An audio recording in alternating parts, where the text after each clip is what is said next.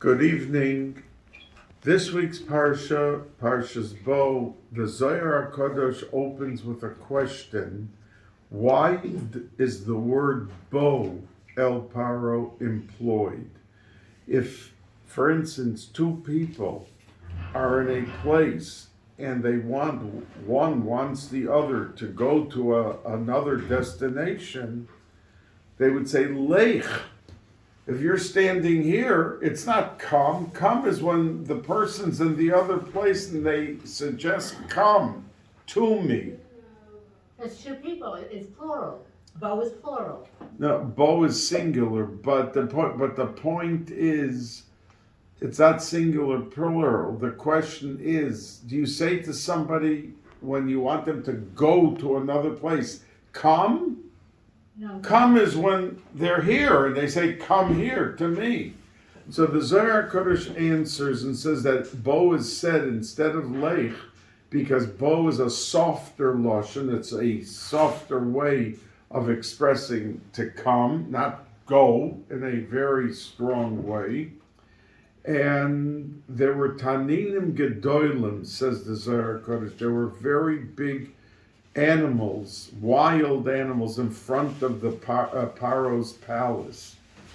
And Moshe Rabbeinu was simply afraid to go to Paro.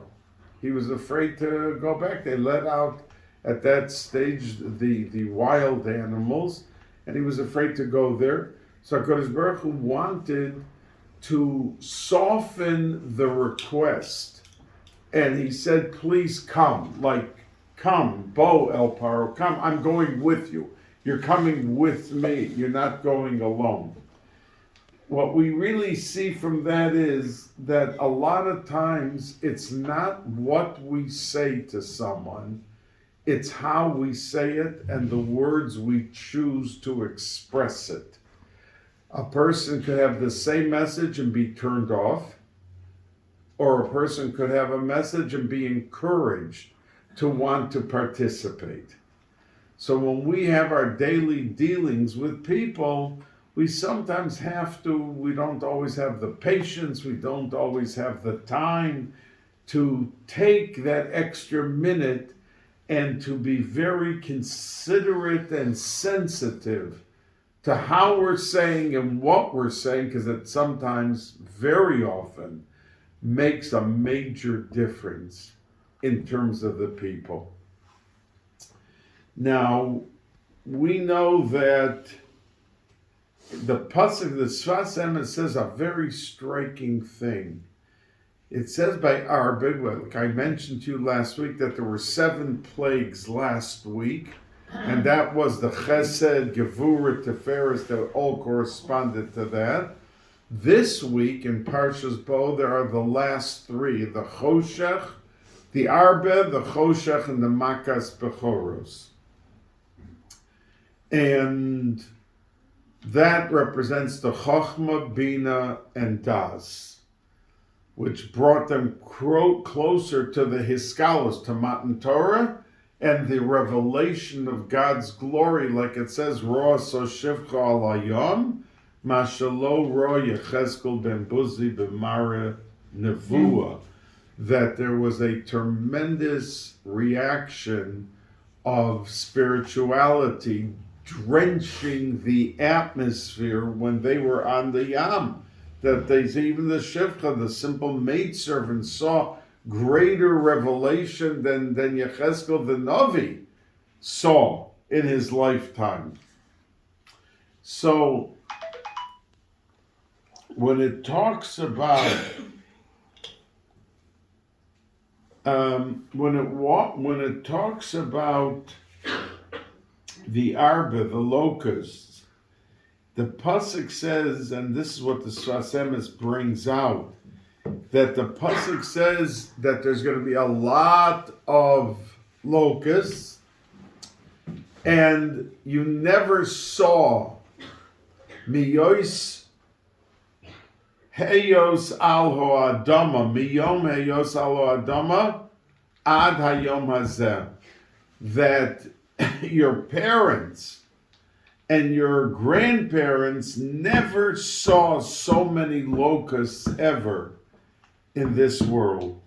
Now the Sfas Emes picks up on that Lashon, and he does quote a medrash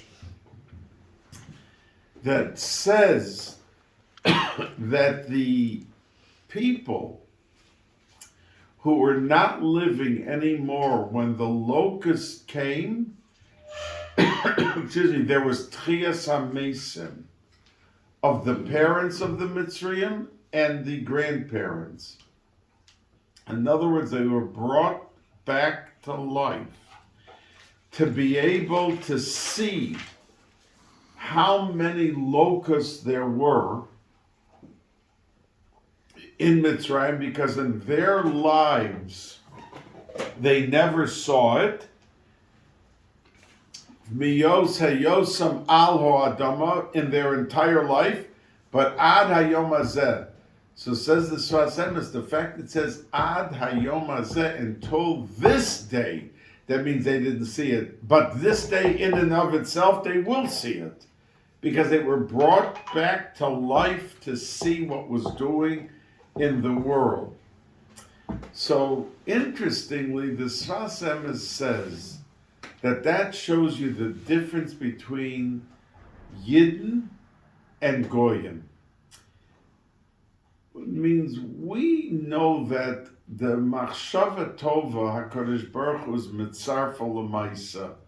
I've said to you on occasion that when a Yid plans to do something and his car gets stuck in the snow and he can't get there, and he has 4 hot meals that he wants to bring to people who can't get out of their houses or have difficulty in setting up the meal and eating the meal, and if they come after they've cooked it to just facilitate that they could eat properly, they're going. But what happens if the car gets stuck and they never got to their destination?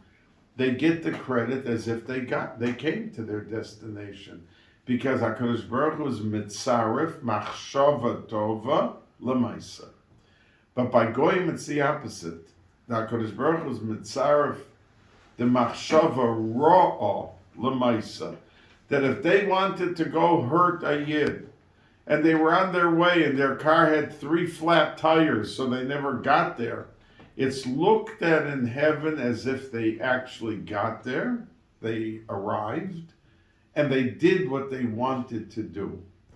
Says the Sfas Emes, that's why the Zohar HaKadosh in Parshas Balak says that when a person makes a wedding, 3 generations of parents and grandparents come to the chuppah. Because how did that child get to the chuppah? They were brought up with the intentions of the parents. Now, a lot of times parents want for their child certain things, and it doesn't happen. And after, let's say, they're not here anymore in the world, and the child does good things, the parent still gets credit. Because it was how the parent dealt with the child to teach them how important doing this and doing that is. And then when the child does do it, the parent still gets credit, because it was the seeds that they planted that brought out the best in their children. So says the Sfas Emes that Zohar HaKadosh in Balak that says that HaKadosh Baruch Hu, together with his Shechina, come with the parents and grandparents to a simcha of a Yid. Now, when we're standing under the chuppah, the neshamas are there, and the parents and the grandparents want to see what happened with my Einako. Who did they end up with to be mamshech the shalshelis, the chain of Klal Yisrael, of our community? And Baruch Hashem, most of the time they have great nachas. They see somebody that is going to continue the Masorah with Torah and mitzvahs and do what they have to do. So says the Sfas Emes that's because Machshava Tova Mitzarfa L'Maisa, and they deserve to be there. because it's a result of their actions and how the person was brought up. But by the Goyim, they're not brought to a simcha, they're brought to the bad events. And that's why the Medrash says that the parents and grandparents had Tchias HaMesim of the Mitzrayim to see the devastation of the locust. As a matter of fact, it says in Medrash that those locusts, that when they were wiped out of Mitzrayim, there was never such a locust again in Mitzrayim, ever, to this day. That doesn't mean, because there's a number of different types of locusts, so there could be something else. But this never came out, which really tells us that every type of Maisa that we do, whether it's with children or it's with community, we are planting seeds. We're planting seeds that flourish. You know, there's many people that their whole day was different by how you spoke to them. You met somebody on the street at 9 o'clock in the morning, and they were in a terrible mood because they were thinking about all the negativity either in their life or someone said to them, and then somebody meets them cheerfully and nicely and speaks to them. Suddenly their whole mood changes and their whole day changes. So that person really has schar for the good and the goodness that was accomplished by that person, because he took the 2 minutes to stop and look straight at the person and be interested in what they say and be willing to share with them some comments that will be soothing and that will be uplifting and that will be encouraging to them. The next item that I want... Yes. Why does the Zohar say this in Balak, in Parshas Balak? Oh, it's a hemshech from the Maisim Royim that Balak was busy doing, that he was going to pay a tremendous, and the idea of machshava ra, mitzar for the Maisim. But these grandparents and grandparents who came alive, they made Bnei Israel suffer them too. They were slaves to them too, maybe not as bad as the latter generation, but they were pretty bad too. Yeah, that's why they were brought back. Right. Exactly. It wasn't only the machshava. There was plenty of machshava. Yeah. But that's exactly what the Sasem said. They were Rishoyim, but they wanted to do much more than what they actually did. And since this was the only one of the plagues that parents and grandparents of the Mitzrayim were brought back, that there were so many Rishoyim there, that's why the answer to Esther's question, that's why by locusts, because that's the only one of the 10 that Moshe Rabbeinu left quickly from Paro, because all those Rishoyim of the previous generations were now coming, he didn't want to be there. And that's why he left. Now, it says that when it came to the Makas Bechoros, that Hashem told him that they should take ulekachtem agudas ezov utvaltem badom asher basof, and you should take blood and dap it on the doorpost. And then Hashem passed over the house. That's what we call Passover, Pesach. Asher Pasach al Batei Avoseinu b'Mitzrayim. They jumped over. He passed over anyone that had. We know that mezuzah, and that's why we put mezuzahs, because mezuzah is a tremendous shmira. I remember Goyish senators that insisted on having on their door in their office and the outer office, Goyim, Senator Inouye from Hawaii, Senator Hatch from Utah, they had mezuzahs. And he said, because we want the protection. We want the protection. As a matter of fact, Senator Hatch he's still wearing around his neck a mezuzah. And he's not Jewish. But he heard enough about mezuzahs that he wanted that protection to prevail in his house and in his life. They did a survey once from realtors in London, and they said, where there's a mezuzah on the house, and even it's not different, and then all the houses right next to it, it's going to sell for a higher price, even if a guy buys it. They couldn't understand why, but they really found this out. They look at a mezuzah like a good luck charm. I don't know. That's, now Hashem, and then get their anti-Semitic too. Hashem told them. Unbelievable. Hashem told them, "Va'atem al yetzu ish mi beiso mi pesach beiso ad haboker." That means when the Yidden went in, they put the blood where the mezuzah goes as a distinction from all the Mitzrayim. They were told, close that door and don't step out of the house until the morning. So again, the Sfas Emes says that the Seder night that we have is a replica. We're supposed to relive events that happened with Mitzrayim. And many of them, of course, are good. That means we eat, let's say, maror, because we want to have a zecher to the marirus. But we drink 4 koses, which are a reflection of the v'hotzesi, v'lokachti, v'go'alti, v'vesi. The vesi is really the fifth. Mashiach. Yeah. So one's a v'hotzesi eschem mitachas sivlos mitzvayim v'itzalti. And so you have 4, and then you have the 5th. But every event is something l'zecher to how it happened, both good and both bad. So asks the Sfas Emes, why do we open the door for Elio by Shvo Chamosta Lagoyim?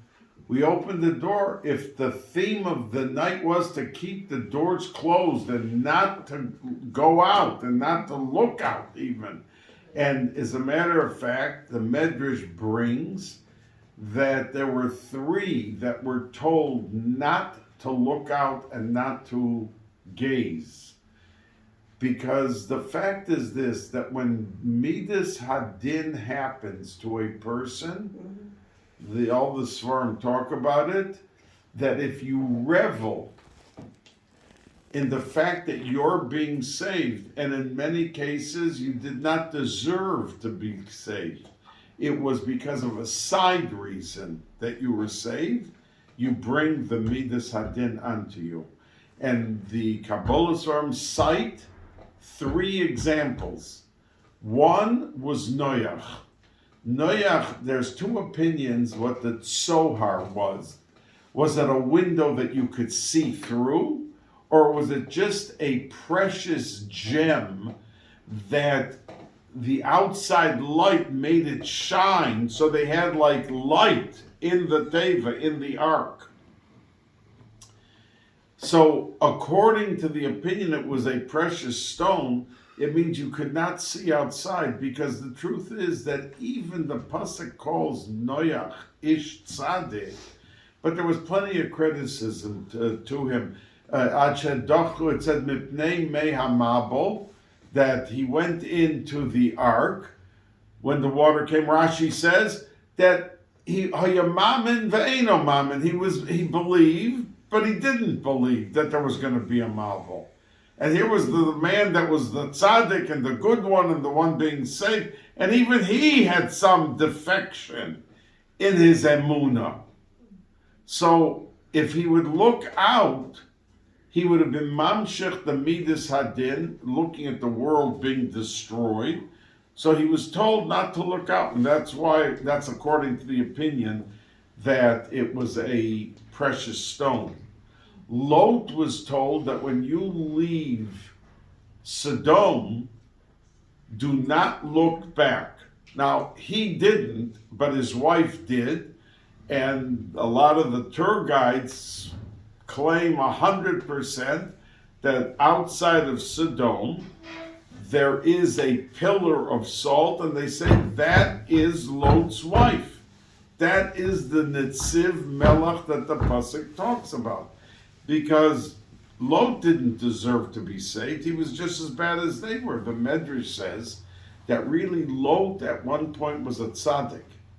But he went down with Avram, his uncle, to Mitzrayim, and they were there for 3 months. When it says Vayered Avram Mitzrayim Alogur Sham Ki Chaved Harav, he went for 3 months to Mitzrayim. That Lot came down as a real tzaddik, but because it was 42nd Street in Mitzrayim, and it was decadent and it was immoral and all of that, that he fell in and he came back a Rasha Gomer. He came a Tzaddik Gomer and he went back a Rasha Gomer. So he was really not deserving of being saved either, but it was in the schus of Avram, his uncle, that he was saved. So had he looked back to see what's happening to the others, he would have been in the Tziv Melech also, because he didn't deserve to be saved. And the third group is Klal Yisrael, because it says Halalu Ovdei Avodah Zarah, the Halalu Ovdei Avodah Zarah. So they had to remain in their houses, and they could not see the havoc that was heaped and reaped on the Mitzrayim. They couldn't watch what was happening, and they were told, Al Yetze Ish Mi Pesach Beiso Ad Boker. And the Sfas Emes says, Ad Boker means until the Gula Shlema. That we don't know how many schusim we do have, we don't have. So when you see others having sorrows or trouble, you can't say, well, that guy is not so frum, so I guess he deserves all the sorrow. You can't measure. You don't know who's from, who's not from. Why did they learn? Did they not learn? Do they have a din of a tinnik shenishpa? Or they don't have a din of a tinnik shenishpa? So you can never sit in judgment, because if you are, then you can bring on yourselves lo aleinu the midas hadin.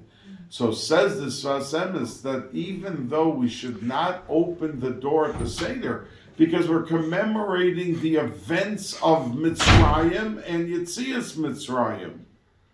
And if we're commemorating it, we were told to keep the door shut. So what are you opening up the door? Because the answer is that opening of the door, we're hoping that the culmination, just like the end of the story of Mitzrayim, was Geula, and it is the source of Geula, like the Gemara says, that when Mashiach will come, it's not like we will never remember Yetzias Mitzrayim. It'll be a tuffle, it'll be insignificant in comparison to what's going to happen when Mashiach comes. That will be the main Geula. But the Yesod, the foundation, the cementing factor that brought about the actual Geula, to the concept of Geula to this world, which we were able to go out of Golus, and then we will eventually go out of the main and final Golus, is Yetzias Mitzrayim.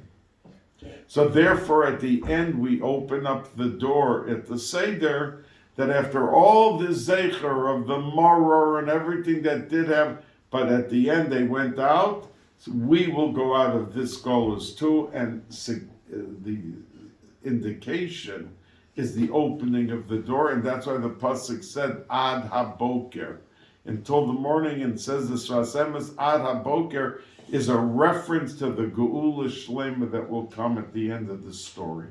Wow, that's so beautiful. Yeah, and that's why we do it at the actual Seder. Now, Paro asked, all right, I got it over the head. Mi v'mi haholchem. Who do you want to go out? So Moshe Rabbeinu answered, B'narenu v'zkenenu, b'vanenu v'vnosenu. Everyone, we want the elderly, we want the young. And he answered and said, no, I only want the men.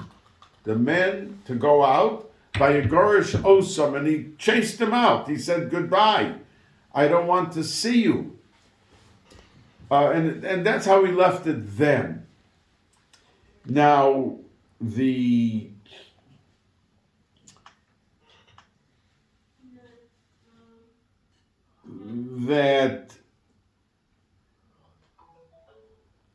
Moshe, the Paro said to him, listen, you're claiming that you want to go out for service of God, religion. Moshe Rabbeinu couldn't debate him on that because that was it. I mean, he told him we're only going out for 3 days. And really the truth is he had no plan of coming back ever, but he said 3 days. So it was a little bit camouflaged in how he presented it. But the Meforshim are quick to pick up the Nakuda that Moshe Rabbeinu said, B'narenu vizkenenu, that even before he said our elders are going to go out, he said the children.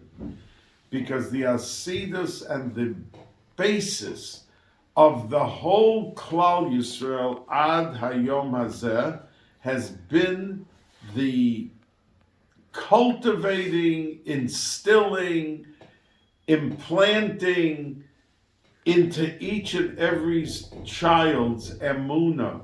That means when we have a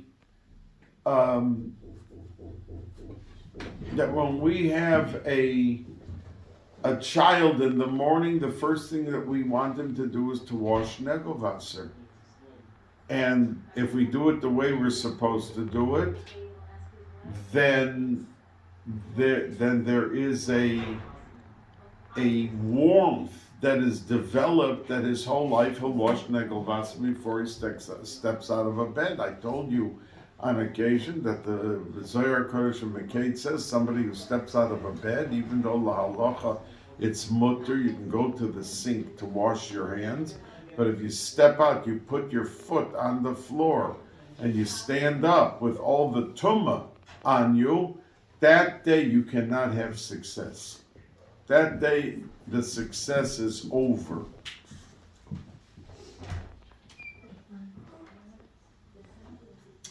So when a person says to the child before he goes to bed, did you put negelwasser next to your bed? And then in the morning make sure that that child after 20 years, when they move into their own house and they move on in life with their life, the child has it embedded and instilled into the essence of who he is. And that goes for everything. How the parent makes a bracha and what the parent says, the child sitting there watching. You know, the reason that those of you who have been here Shabbos, you hear me benching. Frida, please give the person this also. That a lot of things to instill a warmth and a sensitivity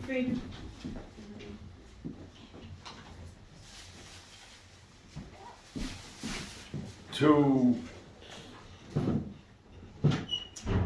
children.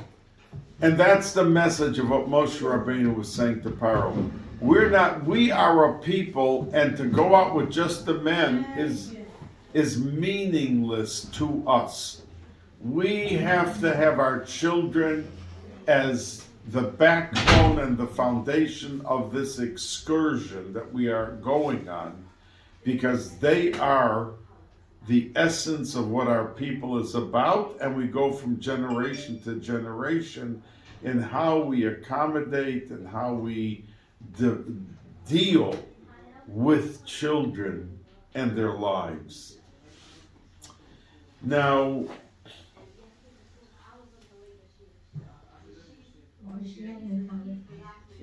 can you close the door there, please? She's closing the door. She's closing the door. She's closing the door. Now, we find in two places that there is the comment, there is the statement made, HaKadosh Baruch Hu said, V'yishalu ish, that they should go into the homes of the Mitzrayim and take the clay kesef and the clay zov and the begodim, v'natzlu es Mitzrayim, and they could empty out Mitzrayim. You served them and you worked for them for 210 years. You're entitled to some compensation, some salary. And it's repeated in this week's Sedra, but it adds on the words, me ish me es re'ehu, from his friend. In Shemos, it does not say the word friend. Why over here does the pasuk suddenly employ the concept of friendship? And the Mefarshim, and I'm not sure if the Chidushei Arim, one of the Ger in the dynasty of Ger, says that when you want to empty out someone's house, they're not going to just sit back and smile at you. They're going to be upset about it. Even if they have no choice, if you're doing it at gunpoint, so you have no choice. But they're unhappy. But it says that during the days of darkness, the 9th plague was 3 days of darkness. And it wasn't just darkness, the absence of light, like when we turn off the light. So it's dark, but you can walk, you can talk. The Mitzrayim could not move. When the darkness came, it was v'yomesh choshech, that it was thick. That means if they were sitting at their table and suddenly the darkness came, it was like cement, that they couldn't move. So what happened to the Mitzrayim for the 3 days that they were sitting in this darkness? We know why it happened, because 80% of the Yidden died, and HaKadosh Baruch Hu didn't want the Egyptians to see how many Jews died, because the 20% were bearing the 80% who were not zoicha to leave Mitzrayim. And he didn't want them to see, that they'd say, oh, you see, it's not just us, it's the Jews also. Look how many dead they have, how many funerals are going on. So it was pitch black, no one saw any funeral. But how did they live? So the Medrash says that the Jews had Rachmanis, and they came into their houses, because for the Jew it was light. So he wasn't walking in the darkness. It was like by the blood, dam. If there was one cup, the Medrash says, and let's say 2 straws, and a Mitzri was drinking from the cup, it was coming out as blood. And the Jews drinking from the same cup was coming out water. So the V'yomesh Choshech was only for the Mitzrayim. And the Jews, the Mitzri, realized this Jew I was beating for the brick number that they had to produce.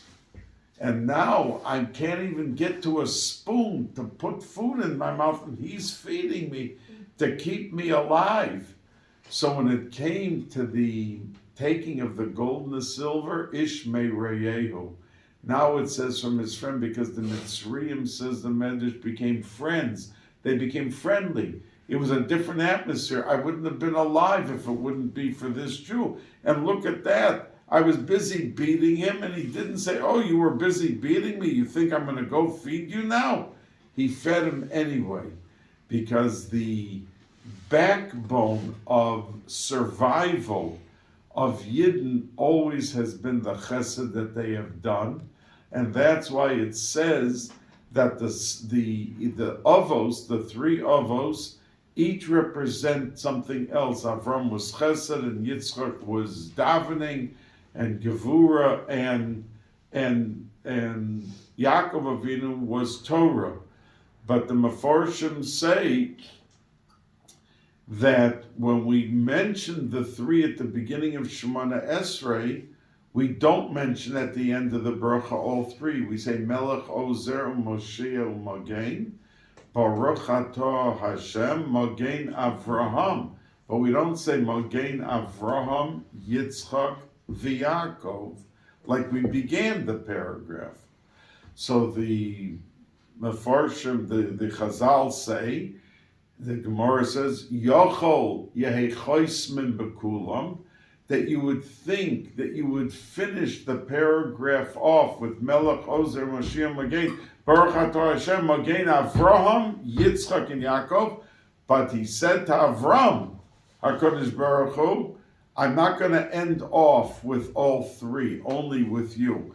Now, it was his son and his grandson. Don't you think Avram Avinu would be very happy and very proud that at the end of the Sedra, he would end off with his son and his grandson? But the answer is that it's referring to the Chesed, the Torah, and the Tefillah. That in this generation before Mashiach, we can't say that the power of Torah is as strong as it was 500 years ago, or let's say the time of the Vilna Gaon, or all the others who learned day and night and they didn't this, that. We may have the quantity today more than ever before in any generation of Limud HaTorah, but we don't have the same quality level. That's what the Gemara says, the Mefarshim say. And in Tefillah, the way they used to daven, that they felt they weren't dreaming about what they have to buy in the grocery when they finish davening and thinking about 10 other things. They were standing there shaking that they're before HaKadosh Baruch Hu, and they're given the opportunity to one-on-one be with Him, speak to Him, ask Him, implore Him, and all of that. So it's not the same level, but Chesed will be before Mashiach as good as it ever was in any generation. And that's what it means, that Yochel, you would think, Yehei Choisman, that we will finish the generations with the koyach of Avram, Yitzchak, and Yaakov, Chesed, Torah, and Tefillah, and B'cha Choisman. HaKadosh Baruch Hu said to Avram, B'cha, you, the Midas HaChesed, we won't have the power of Torah and Tefillah equal to some generations when Mashiach will come. But we will have the power of Chesed. And that's why the paragraph, and even though it mentions the beginning, Shema say Avram Yitzchak Yaakov, it ends Melech Ozer Moshe Magen, Baruch Atah Hashem Magen Avram, only mentioning Avram, that we have that tremendous power of Chesed. I think something else that the Mitzvah admired about the Makachosha, because they walked around their whole house, the Goyish house. They knew where everything was hidden. Nobody took anything. They could have taken a little thing, even they could smuggled it out. But the fact that they gave them, says the Medrash, to eat, because they couldn't move. The darkness was so thick. And they didn't take revenge for those same Mitzrayim who they recognized were the ones beating them and throwing their children into the cement and into the water. One very cool thing that they did also, they used to take the men, they were so tired at the end of the day, they had to have a candle on top of their head and smell, so as they're eating very late at night, they'd smell all the wonderful food that's being served and couldn't eat anything. Until they finished eating, then they could go home. Imagine that. The candles on their there head. was rishis on top of rishis, but nevertheless, the Yidden in the 3 days of darkness went to feed the Mitzrayim because it was etched into the essence of their very fiber and every fiber and being to be kind. And the chesed that you see by Yidden worldwide today is the greatest testimony of Yachol Yehei Choisman Bekulam, Talmud Loimer, B'cha Yehei Choisman, only in that we will be very proud of those levels. The last thought that I want to conclude with, and share with you is that in this week's Seder, it says that the dogs did not bark. And the Teva, when there's a tumult, dogs bark. So the Pasuk says that they were given a tremendous reward, and that any time that there's treifa or nevela, anything, we should not just throw it away, throw it to the dogs and give it to them. Now, we know that the Chazal say there was a Rabbi Yeshaya who was a Talmud Muvik of Reb Chanina ben Dosa, who was a mirror, he was a Tana, and he was a miracle maker. And this student fasted 85 days, this Rabbi Yeshaya, because he wanted them to reveal to him from heaven why at the end the dogs, when Mashiach will come, all the dogs are going to stand up and in unison say the pasuk Bo'u lefanav birnana, that they're going to say this pasuk. And Rabbi Yeshaya couldn't for the life of himself understand why the dogs will have such an opportunity. And he fasted, the Gemara said, the Medrash says, 85 days that they should reveal to him the secret of why. And they answered him and said, you should know, we never revealed it ever. From Sheshis Yemei Bereshis till now, except to one person, Chavakuk Hanovi. He was the only one that we revealed it to. But because you're a Talmud of Reb Chanina ben Dosa, and he's so loved in heaven, and you're fasting already 85 days to get the answer, we're giving you the answer. And basically, without going into a very long answer, was that the dogs broke their teva. That means we all have certain natural instincts, certain things that we do, certain things we don't do. And, you'll say, oh, well, that person is, yeah, he likes this and that, and that's why he does this and that. Someone else doesn't like it, so they don't do it. The dogs bark. That is part of their essence. And when there's a tumult, screaming, and it said that in Mitzrayim they were all screaming, let the Jews go, ki kulanu mesim, we're going to all be dead sooner or later, get them out of here. So there should have been barking beyond barking by the dog, and not one dog barked. So we gave them, as the pasuk says, that they get the meat, the free meat. But he wanted to know why, not the meat. He wanted to know, why does it say that they are going to, a group of dogs are going to suddenly say, Bo lefan of the. So they said to him, because they were of the most in Olam Hazeh, who broke their nature to do the opposite of what they should have done. And for that reason, they were merited to have the Shira. And as a matter of fact, the Gemara says that Rabbi Yosef ben Kisma was sick. And he went to visit Reb Hanania ben Teradion, who was one of the Asura Ruge Malchus. And Rabbi Yosef ben Kisma said to him, you're begging for trouble. You're teaching Torah publicly to thousands of Talmidim. The Romans are going to grab you and kill you. And that happened to him. They grabbed him, and they did. They put tzemer, wool, on him so that he should not die quickly. It was a terrible death. And Rabbi Yossi and Rabbi Chanina ben Teradion answered him and said, do you think I'm going to have Olam Haba? Now, what kind of a man who gave up he didn't stop learning for 1 second. He was teaching thousands Torah, Talmud Torah, Keneged Kulam. What was his question? Is he going to have Olam Haba?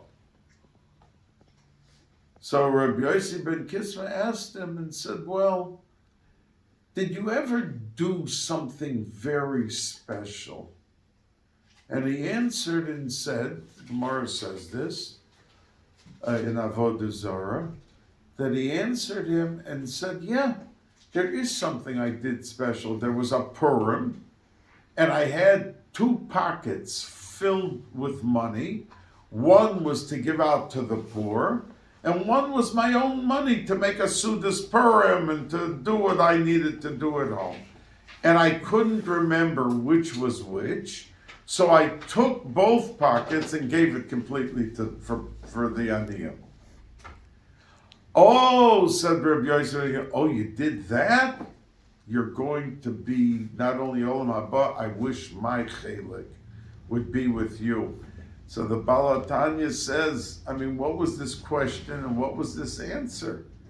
So he answers and says, because the fact that Rabbi Hanania ben Tradian gave up his life for Torah, there are people that have, once they get into something, it's like, I guess I could use the word addictive, that he was so into Limud Torah that it wasn't something he was sure that he would have schar. That means, let's say a person enjoys eating pretzels or chocolate cake, and he eats it. He can't get credit for that. You enjoy it. I mean, you like it. That's why you're eating the cake. I mean, what you should get, all right, you made a bracha, a rishoina, a bracha achroina, but Reb Hanania ben Tradian, the fact that he was learning, he couldn't stop himself from doing it. He loved every second. But it says, and this the Tanya says, that he was very cautious with what he did with his money. Very careful that it was spent properly. I don't want to use the word cheap, but the way it's described was he wasn't just... So the fact that he told Rabbi Yosef ben Kisma, look, I have a weakness with money, but when it came to this question, I took everything and I gave it to tzedakah. He broke the teva. He went against his nature. And that's why he said to him, oh, you broke your nature? You're going for sure to Olam Haba. There's no question about that. The Torah that you learned, of course you have the mitzvah, but you loved it. So I don't know how they're going to look at it in heaven. You couldn't stop yourself from learning because you loved the learning. So it was a little bit of a personal, so says the Balatanya. I mean, Reb Hanania ben Tradian was Kodesh Kedoshim and Mamish Mala. Anyway, I'm going to thank you for joining us this evening. And again, thank